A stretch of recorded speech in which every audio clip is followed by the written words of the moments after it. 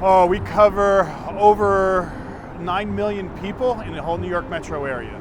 Just in Manhattan alone, we have about 4 million people that come in every day.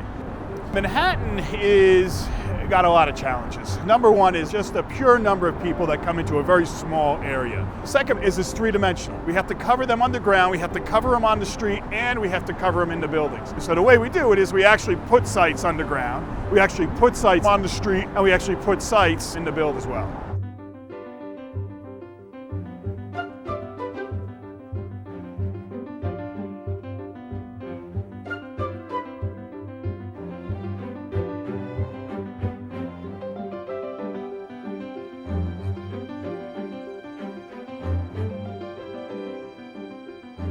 Here on the Brooklyn Bridge.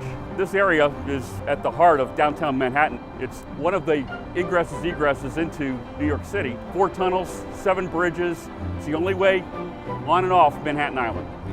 Covering the bridges and tunnels is quite a challenge from a mobility perspective. The bridges themselves, they're out, open, exposed, and well above ground. So what you want to do is you want to make sure that your cell sites are shooting across those bridges and providing very good coverage without too many cell sites getting in there and interfering with each other. There's 4 tunnels in and out of New York City.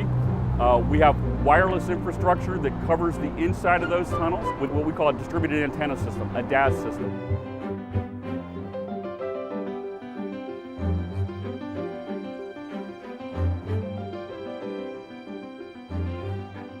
We are at the World Trade Center Transportation Hub, also called the Oculus. This is one of several major transportation hubs in New York City. 250,000 people come through this transportation hub every day. The main purpose of this building is the transit location for the path that comes from New Jersey and to funnel people through lower Manhattan to Fulton Terminal. There are a lot of challenges underground. These antennas are much different than the antennas we put on what we call a macro site. We have to provide a lot more of them, and they have to have a very specific geographic location. One of the interesting challenges with placing these antennas throughout this hub is, as you can see, it's a beautiful transportation hub. So they're very picky about how it looks, right? So they want these antennas to be hidden. So today you can watch the video on the platform, but once you go into the train and you pull away from the platform, your video is going to stop working. In the future, when we have all the tunnels covered that are connecting all these subways, you'll be able to watch your video throughout the entire underground system without any interruptions. That's what we're working towards in the future.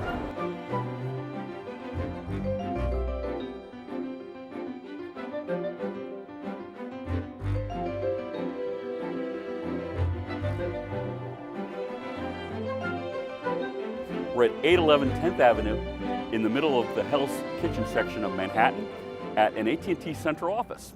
We have a macro cell site on the roof here, and we serve our customers from this rooftop. It has 5 different sectors that point in 5 different directions. And the idea is to actually cover 360 degrees around the building, and that's what we're doing here. These cell sites are built to withstand severe weather conditions. So unless we have something very severe, the cell sites will withstand it. But if we took away one of those antennas, we would actually lose capacity, which means you'd have slower throughput.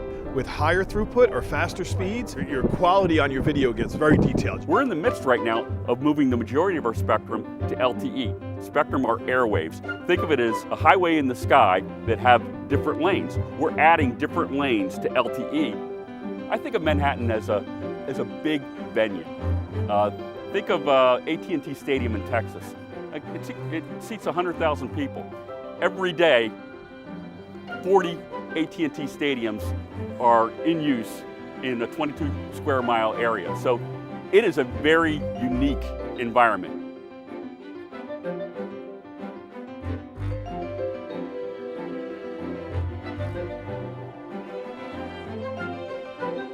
We're in Central Park, 800 acres of green space just to north of Midtown Manhattan. Over 40 million visitors per year, which makes it the most visited urban park in the United States. It provides a very unique challenge to the wireless network in New York because we mainly serve it from the outside in.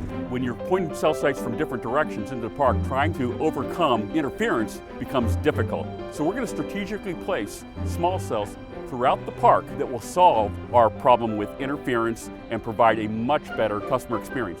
You cannot throw up cell sites in the middle of Central Park. It is a National Historic location. They don't just let any infrastructure come in here. So what we're going to do is use the infrastructure that's already here, light poles, and put small cells on those light poles, which will provide the coverage that we need inside the park.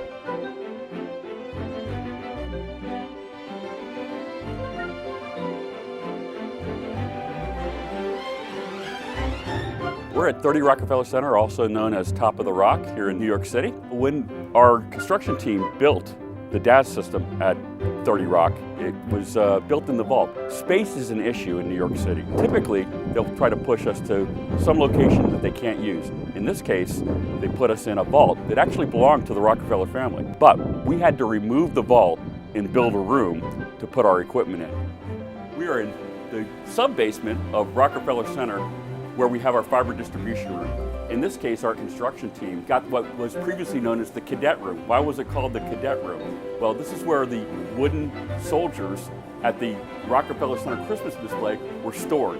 So we took over that space, refurbished it, and made it into our fiber distribution room. That's a great example of what we have to do to provide space for ourselves.